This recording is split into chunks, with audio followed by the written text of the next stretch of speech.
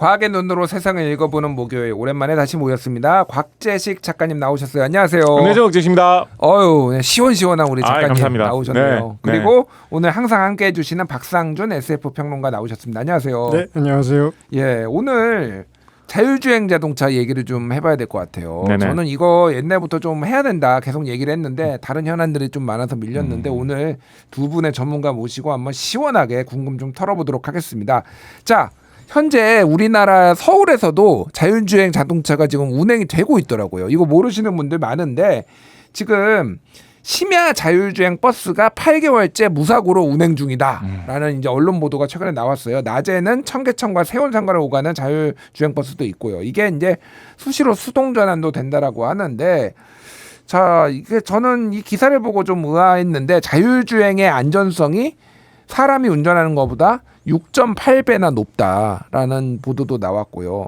이게 어떻게 측정을 하죠? 6.8배가 높은지. 사실 이런 거는 측정하는 기준에 따라서 이제 얼마든지 달라질 수 있는 건데요. 예를 들어서 보통 지금까지는 뭐 최근 들어서 굉장히 빠르게 개선이 되고 있다라고는 합니다만 굉장히 혼란스러운 정형화되지 않은 상황에서 눈비도 오고 막 사람이 막 왔다 갔다 하다가 뭐 차가 막 엉켜 있는데 이런 상황에서는 보통 기계보다는 사람이 운전을 더 잘한다라고 이야기를 하거든요. 예. 그러니까 그런 상황을 정해놓고 만약에 실험을 하면 사람이 운전을 더 잘하는 쪽으로 결론이 나겠죠.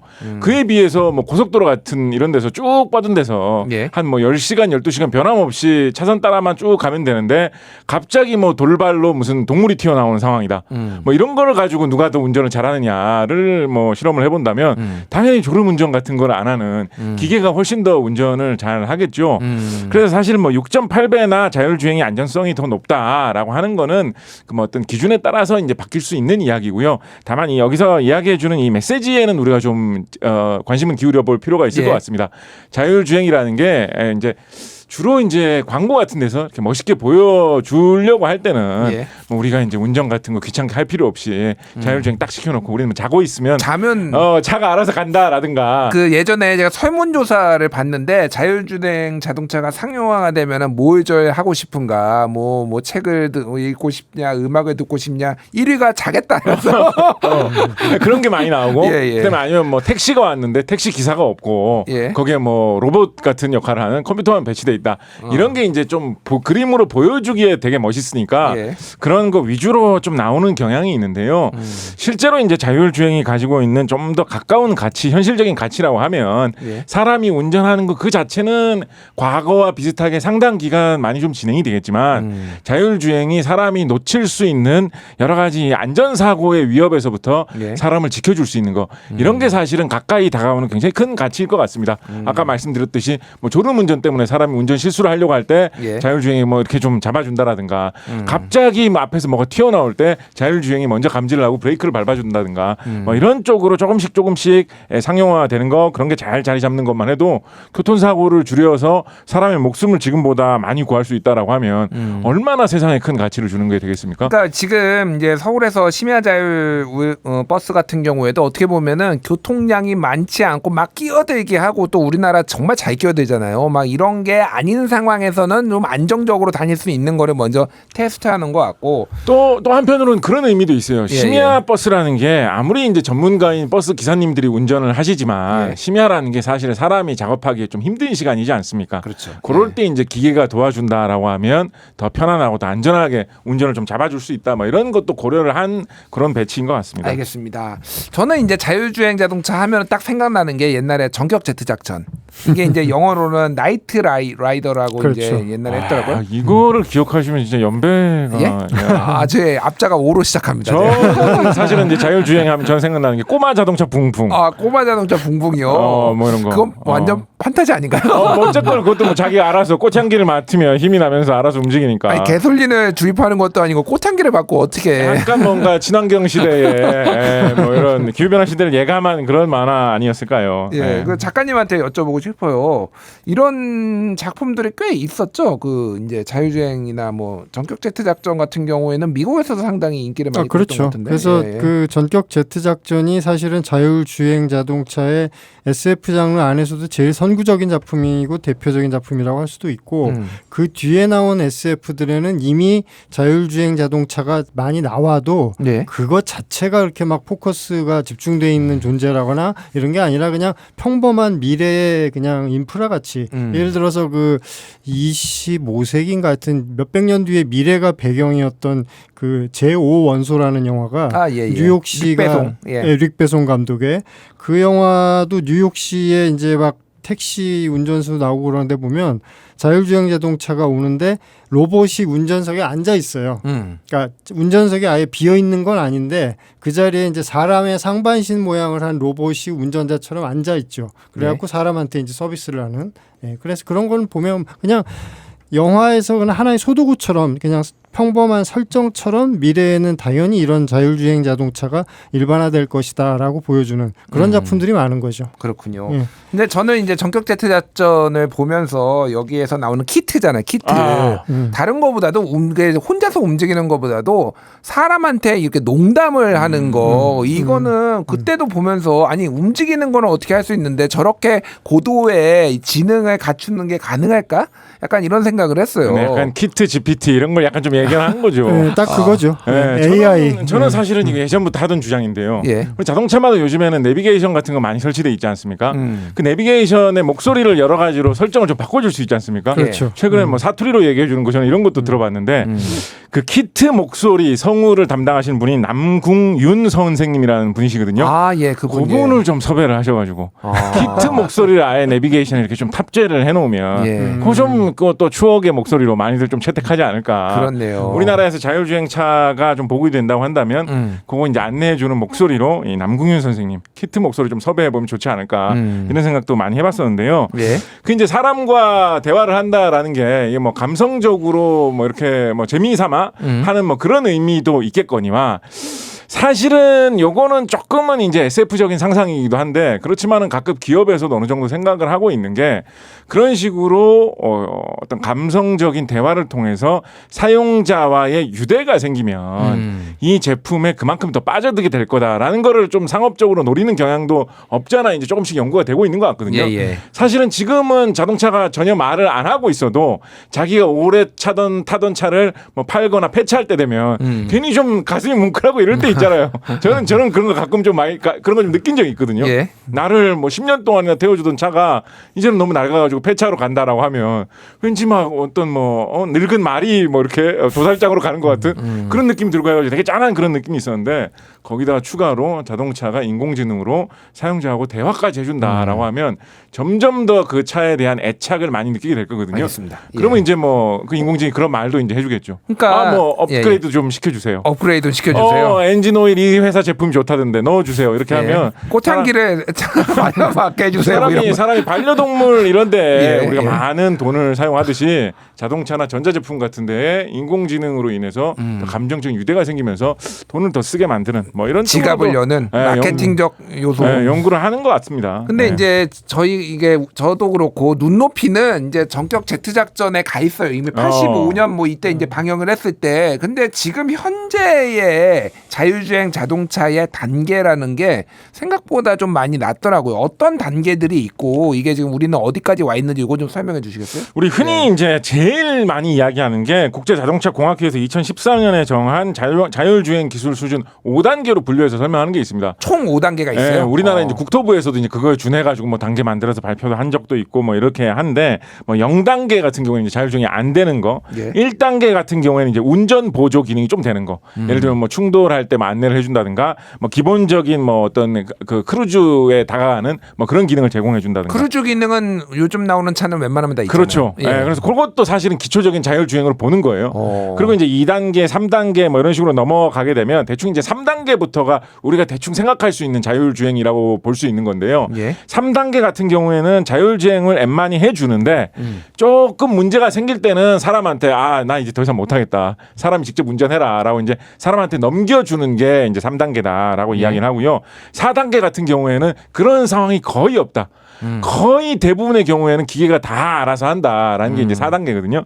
그래서 3단계하고 4단계 사이에서 어디에 갈 거냐를 가지고 대충 이제 자율주행이 달성됐다. 이 정도면 진짜 대단한 자율주행이다. 뭐 이런 식으로 이제 많이 이야기를 하는데 이제 5단계 정도 접어들면 이제 사람이 신경을 쓰는 것보다 차라리 기계한테 다 맡기는 게 훨씬 낫다라는 게 이제 5단계이기 때문에 잠자는 거 이제. 네, 그게 이제 어떤 꿈의 자율주행 단계라고 한다면 3, 4단계 사이에서 많이 이야기를 하는데요. 예. 엄격하게 이야기를 했을 때 3단계 자율주행이 잘 되느냐.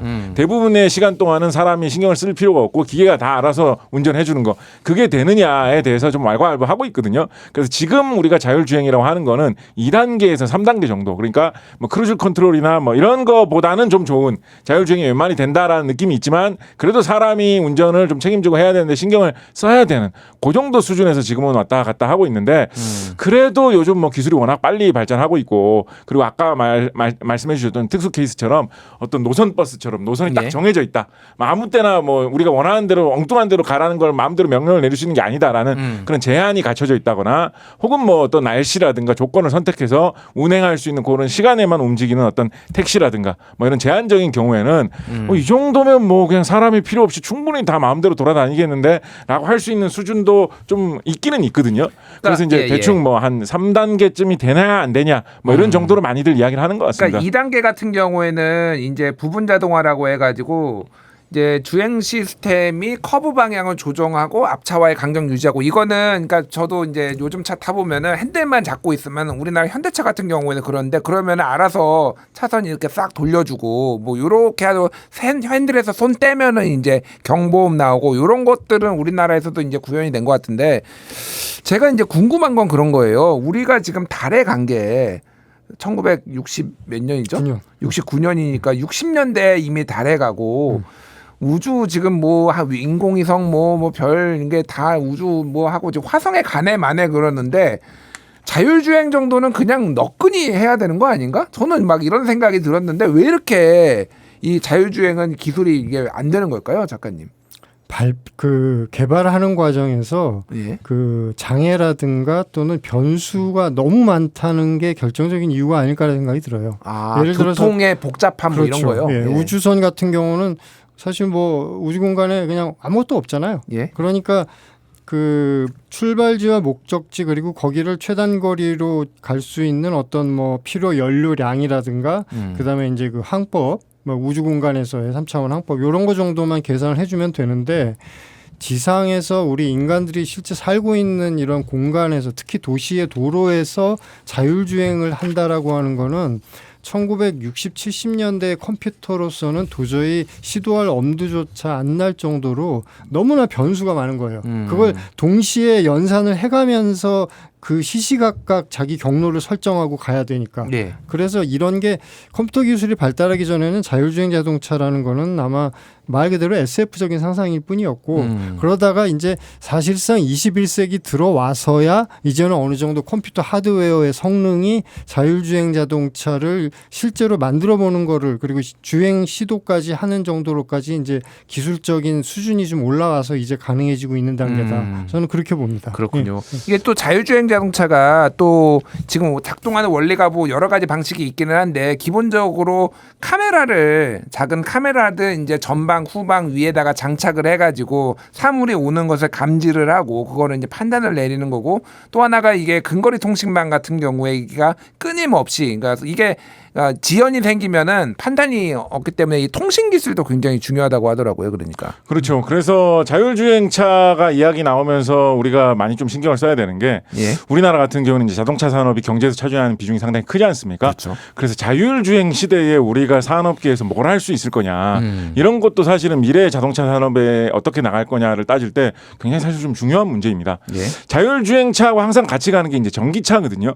전기차가 이제 컴퓨터가 조작하기가 훨씬 더 좋다라고 해가지고 자율주행차는 전기차로 간다라는 생각을 흔히들 이제 많이들 하는데 예. 전기차 시대가 되면 휘발유차 엔진 만드는 기술이나 디젤차에 관련된 무슨 변속기 관련된 기술 이런 게 쓸모가 없어지잖아요. 사실 그런 게 굉장히 고급 기술이고 핵심 기술이라 가지고 우리가 어마어마하게 투자를 많이 해놓았고 우리 자동차 산업의 경쟁력이 되는 그런 요소인데 만약에 세상이 전기차 세상으로 다 바뀐다라고 하면 전기차에 미리부터 투자를 해놓은 뭐 중국 업체나 베트남 업체에 비해서 한국 자동차 산업이 더 잘할 수 있는 게 뭐냐 되냐 좀 이런 상황이 될 수가 있거든요. 예. 그러면 그때 우리의 자동차 산업계는 뭘 먹고 살아야 될 거냐를 생각을 해보면 이 자율주행차에 들어가는 말씀하셨던 여러 가지 카메라라든가 여러 가지 센서라든가 최근에 이제 자율주행 자동차 같은 경우에는 좀 더 멀리 보고 어떤 장애물이나 길 같은 걸 감지하기 위해서 레이더라든가 레이더 말고 그 비슷하게 작동하는 라이다 같은 뭐 그런 장치를 여러 대를 심어가지고 감지를 한다라고 하거든요. 예. 그러면 우리나라의 그런 부품 회사 같은 곳들이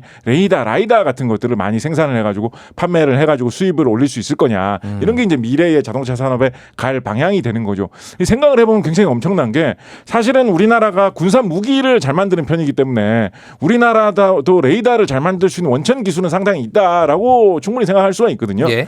그런데 만약에 이게 무슨 어떤 뭐 비행기나 뭐 유도 미사일이나 이런 데 들어가는 레이더가 아니라 누구나 다 타고 다니는 자동차에 탑재되는 레이더를 우리가 판매를 해가지고 세계 시장을 차지할 수 있다라고 하면 굉장히 큰 시장이 되는 것인데 말씀드렸던 레이더, 라이다, 자동차용 센서 같은 경우에 우리나라 부품 업체들이 과연 세계 시장에서 압도하고 있느냐라고 한다면 의외로 뭐 중국 업체들, 미국 업체들이 굉장히 잘하고 있습니다.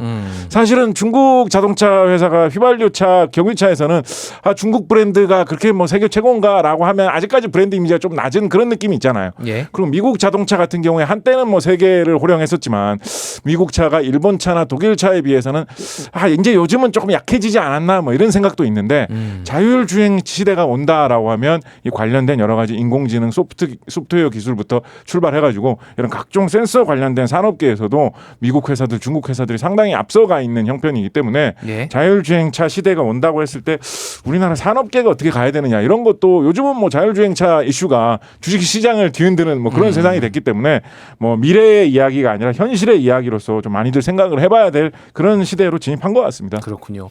그래서 이제 아까 전에 단계를 말씀해 주셨는데 지금 5단계 아니면 뭐 4단계의 자율주행 자동차가 그러면 언제쯤 될 것이냐 이거를 가지고도 좀 전문가들 의견이 좀 나뉘는 것 같아요. 근데 최근에 이제 자율주행 테스트하다가 지금 사고가 계속 여러 번 나가지고 GM 같은 경우에는 자율주행차 오리진의 개발을 무기한 중단도 하고 테슬라도 무인 로보택시 공개 일정을 지금 10월로 연기를 했단 말이에요.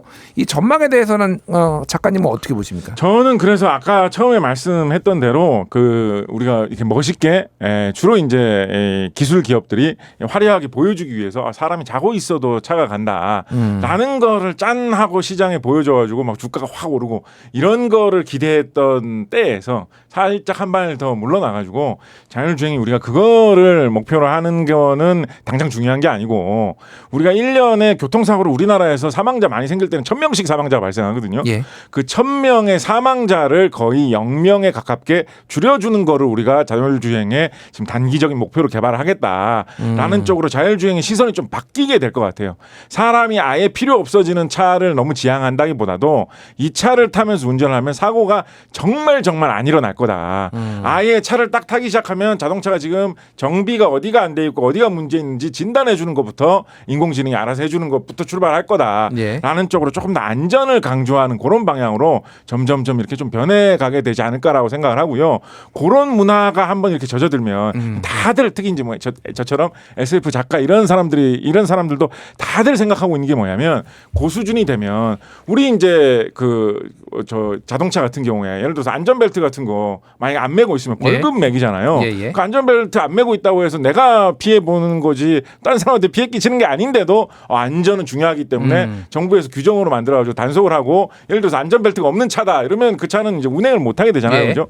그래서 이런 안전 문제에서 자율주행 기능이 중요한 걸로 어느 시점에 잡아 딱 차지하게 되면 예. 그게 이제 법적 의무화로 되는 그런 시기가 올 것이고 예. 그렇게 되면 그 이제 규제를 이용해서 또 산업을 일구어 나가는 뭐 그런 그러니까 시대가 오겠죠. 중요한 거는 지금 안전 쪽으로 지금 이제 포커스가 좀 맞춰지겠다고 하는데 문제는 이게 비싸요. 그러니까 지브루스가 그러니까 좀 더 안전하기 위해서 지브루스가 있느냐 일단 시간이 많지 않은데 평론가님은 어떻게 보십니까 그 전망에 대해서? 안전 문제와 관련해서 또 이제 딜레마랄까 그게 예. 그 자율주행 기능이 어느 정도까지 좀 신뢰 내지는 판단을 맡길 것인가. 그래서 저는 이게 가능하면 지금 이미 뭐 많은 업체들이 준 자율주행 자동차들 많이 내놓고 있잖아요. 예. 그래서 관련된 사고가 났을 때 보험회사들에서는 이걸 어떤 식으로 판단하고 분석하는지도 궁금한데 예. 저는 사실은 보험회사를 비롯한 산업계에서 앞으로 자율주행과 관련된 안전 지침이라든가 어떤 사고 사례가 났을 때 그것에 대한 책임의 비중을 어떤 식으로 배분해서 그 책임을 물을 건지 이런 것들을 알겠습니다. 그쪽 산업에서 아마 좀 큰 틀을 마련하게 되어가지 않을까 그런 생각이 듭니다. 예, 좀 궁금한 게 더 남아서 저희는 유튜브 연장 방송을 하도록 하고요. 본 방송은 여기서 마치겠습니다. 자율주행 자동차 얘기하고 있습니다. 이제 기술적인 문제 그리고 이제 단계적인 문제 이런 단계적인 이런 세부 사항은 저희가 얘기를 했고 이걸로 인해서 이제 발생할 수 있는 문제 우리 이제 박상준 평론가님이 말씀해 주셨어요. 제가 이제 궁금한 게 그런 거예요. 사고가 지금 어쨌든 자율주행을 그러니까 테스트를 하든 나잖아요. 자, 그러면은 판단은 지금은 이제 전체적으로 보면은 그 테스트를 주관하는 그게 뭐 테슬라면 테슬라, 예를 들면 구글이면 구글 뭐 이런 식으로 그 회사가 이제 책임지는데 이게 만약에 상용화가 되면은 여기에 관련된 기술들이 굉장히 많잖아요. 센서의 문제야, 카메라의 문제야, 이거를 처리하는 연산 뭐 장치 예를 들면 그 안에 블랙박스 안에 있는 무언가 이 연산 장치의 문제야. 이거를 가지고 굉장히 보험사들이 머리가 아플 것 같다. 이런 전망들이 좀 나오더라고요. 작가님은 좀 어떻게 보십니까? 충분히 이제 할 수 있는 생각이고요. 결국은 저는 이게 어느 시점에서는 특히 이제 주로 자동차 선진국 아마 미국 같은 나라에서 이거 국가 정책적으로 어떤 식으로든지 좀 조절을 할 것 같아요. 특히 요즘에 이제 약간 보호무역 기조도 있기 때문에 예. 예를 들어서 아까 센서 말씀 굉장히 잘해 주셨는데 센서 같은 경우에 중국제 센서가 미국 차나 우리 차에 자율주행하면서 굉장히 요즘 많이 쓰이는 추세거든요. 근데 이게 시장이 상당하기 때문에 결국은 이거를 보호하고자 하는 그런 경제적인 욕구도 있단 말이에요. 그럼 이제 어느 선에서 요거에 국가 규제로 좀 설정이 되겠죠. 예를 들어 센서 같은 경우에서는 이러이러한 기준 테스트를 통과하는 제품만 미국 내에서 장착될 수가 있다. 그럼 그에 대한 어떤 기준도 만들 것이고 뭐 눈 비가 올 때 얼마나 더울 때 얼마나 추울 때도 정상 작동해야 된다. 이런 예. 기준이 쭉 나올 거거든요.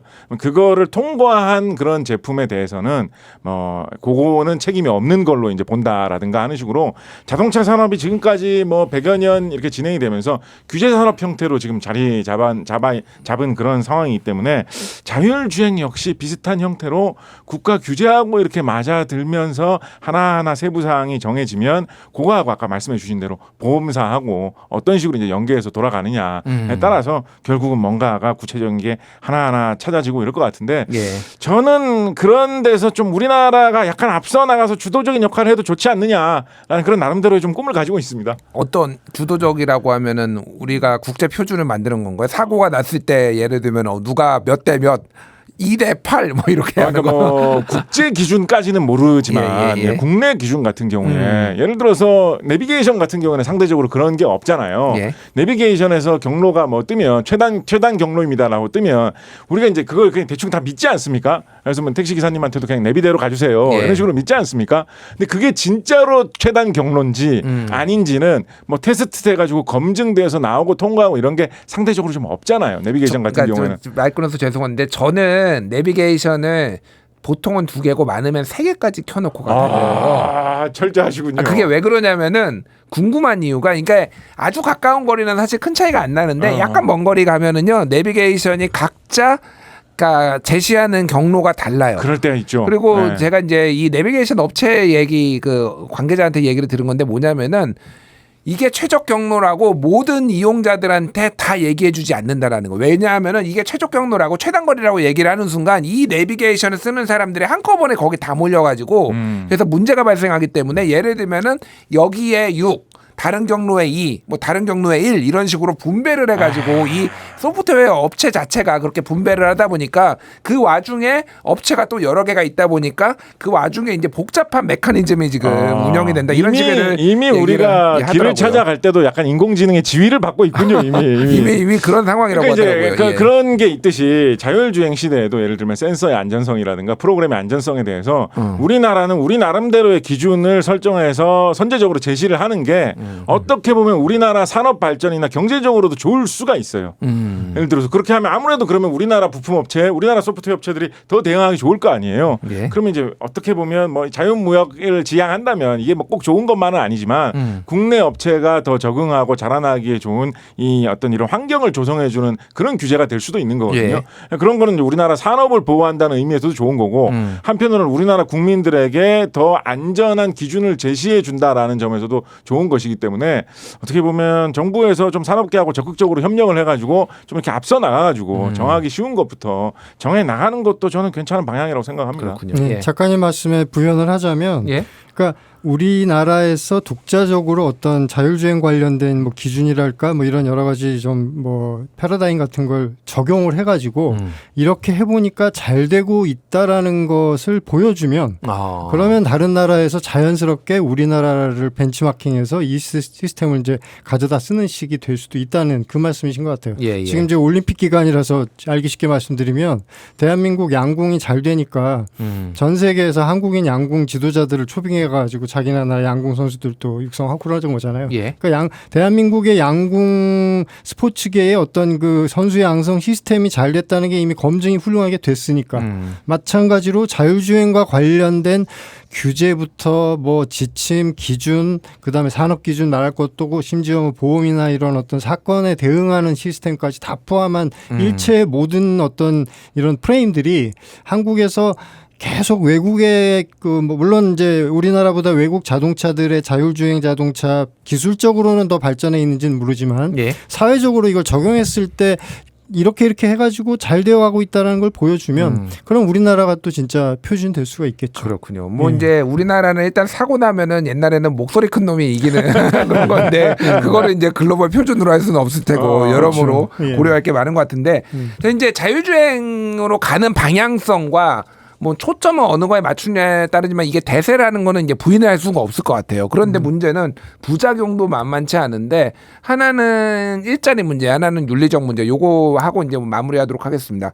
그러니까 특히 이제 자율주행차가 아까 전에도 작가님도 말씀해 주셨지만은 좀 덜 복잡한 루트, 코스, 덜 붐비는 데부터 이제 도입이 순차적으로 될 거란 말이에요. 그게 이제 우리나라 같이 국토가 좁고 막 끼어들게 하고 이런 나라보다는 이제 미국 같이 굉장히 스테이트와 스테이트 간에 이제 도로가 쾌적하고 차 없는데 뭐 이런 데 도입이 되면은 굉장히 많은 사람들이 그 미국의 트럭 운전사들, 이게 화물 배송하는 이 트럭 운전사들이 다 실직하는 거 아니냐, 이거에 대한 어떤 일자리 뺏기 논쟁이 조금 나올 수도 있거든요. 이거는 좀 어떻게 보십니까? 저는 뭐 충분히 그건 우리가 고민해봐야 되는 문제죠. 그건 사실 사실이고 부정적인 요소 분명히 있죠. 말씀하신 지적하신 그대로가 거의 현실화된다라고 생각해 볼 수 있을 텐데 그래도 저는 긍정적인 면도 동시에 있다라고 생각을 해요.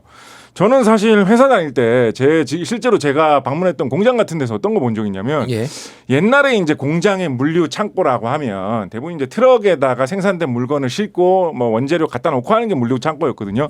그러니까 대부분 거기서 어떤 분들이 일을 하셨냐면 대부분 다 몸 좋은 분들이 다 일을 하셨어요. 네. 대부분 이제 뭐 남성이고 청년층이고 나이 드신 분들은 이제 거기서 이제 일 못하고 나오시고 그랬었는데 그런데 2010년대 초반 정도 돼가지고 그 공장 내에서 다 전 자동화 쓰는 시스템으로 다 바뀌어버렸어요.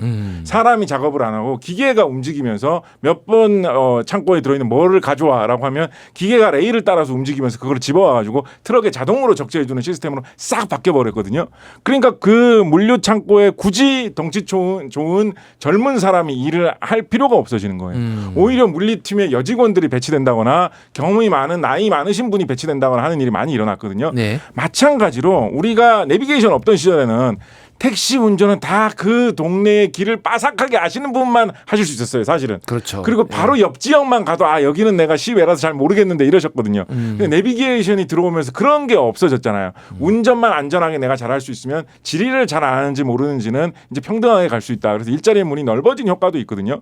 그래서 만약에 자율주행이 이게 도입이 된다고 한다면 특히나 방금 말씀드렸듯이 자율주행이 완전히 사람이 없어지는 형태보다는 예. 사람이 필요는 한데 여러 가지 보조 기능, 안전 기능 쪽으로 도와주는 형태로 당분간 갈 거기 때문에 기사는 계속 필요할 거예요. 예. 그러면 예전부터 운전 그 자체의 세부적인 어떤 기능이라든가 오랫동안 운전하면서 버틸 수 있는 체력 이런 거보다는 오히려 얼마나 더 친절하게 고객을 응대할 수가 있느냐, 아니면 뭐 어떤 그런 지금 현재의 어떤 고객의 그런 맞춤화된 어떤 그런 걸 얼마나 제공할 수 있느냐, 그런 거에 따라서 일자리가 좀 바뀔 가능성이 있죠. 그럼 뭐 택시 기사 같은 역할에 어떻게 보면 여성이 더 많이 진출하는 하게 된다거나 아니면 뭐 어떤 또 지금 뭐 노인이 너무 노약자인 경우에 운전하면 좀 불안하다 이런 인식 예. 같은 것도 있을 수 있는데 그런 인식이 좀 사라지게 된다라든가 그래서 의외로 이런 일자리가 다른 여러 계층에 좀 개방되는 그런 효과도 또 같이 있을 수 있으니까 긍정적인 거를 좀 더 살릴 수 있는 방향으로 좀 해보면 어떨까라는 생각도 해봅니다. 알겠습니다. 뭐 이제 어느 시대나 다 일자리를 대체하고 그거에 대한 부작용도 있고 또 새로운 길을 찾아가니까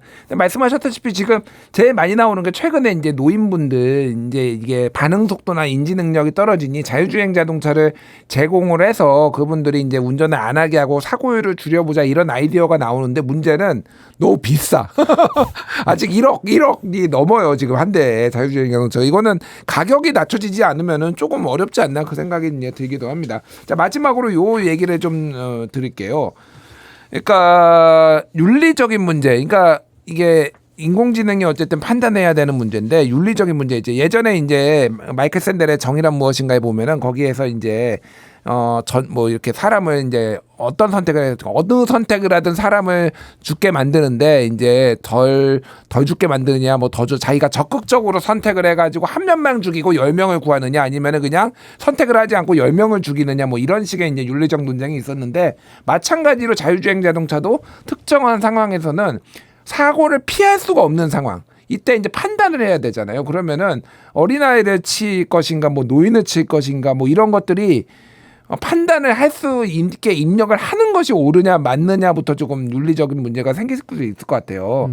평론가님은 좀 어떻게 보십니까? 예, 그래서 바로 이 지금 주신 질문에 대한 그 답을 예전에 다른 방송에서도 한번 현장에서 받은 적이 있는데 예. 저는 그때 좀 뭐 우물쭈물하면서 그때 상황에 따라 그래도 사람이 좀 덜 죽거나 다치는 쪽으로 선택을 해야 되지 않겠느냐라고 했는데 그때 옆에 같이 계셨던 모 대학교 교수님께서 그거는 보험회사가 결정할 겁니다.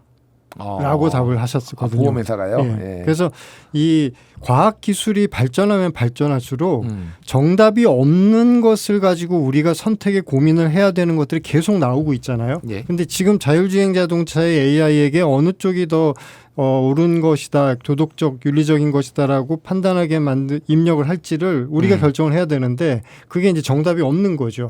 정답이 없죠. 예, 정답이 없는데 그때 이제 그 교수님이 보험회사가 결정하게 될 것이다라고 말씀하신 맥락은 제가 이해하건대는 결국은 그 보험회사를 포함한 자본주의 시장 경제에서의 이 영리법인이라고 하는 이 어떤 법률적 주체가 항상 추구하는 거는 어떤 영리 이익이니까 그런 관념에서 출발한 어떤 좀 확장된 공리주의 개념으로 그렇게 보험 산업계에서 자율주행 관련된 어떤 보상 기준을 업계에서 차츰차츰 결국은 표준으로 만들어가게 되지 않을까. 예. 예, 근데 그것이 이제 어떻게 되어야 될 것이다라는 과정에서 아마 우리의 정치적인 그 대세의 어떤 판단도 개입이 될 것이고 그래서 이거에 대한 거는 저는 사실 끊임없이 이렇게 활발하게 공론장에서 치열하게 논쟁을 좀 계속해 봐야 된다고 생각을 합니다. 네, 저희 이제 답이 없는 문제를 질문드려서 죄송하고요.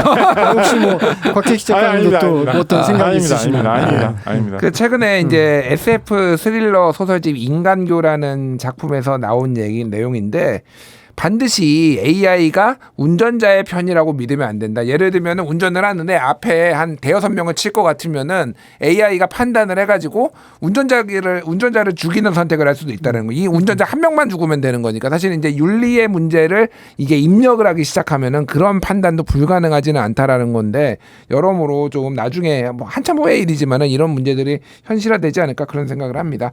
자 오늘 말씀은 여기까지 듣겠습니다. 저는 뭐 굉장히 흥미로웠는데. 우리 청취자분들은 어떠셨는지 모르겠는데 다음에 또 우리 작가님 모시고 다른 주제로 한번 해보겠습니다.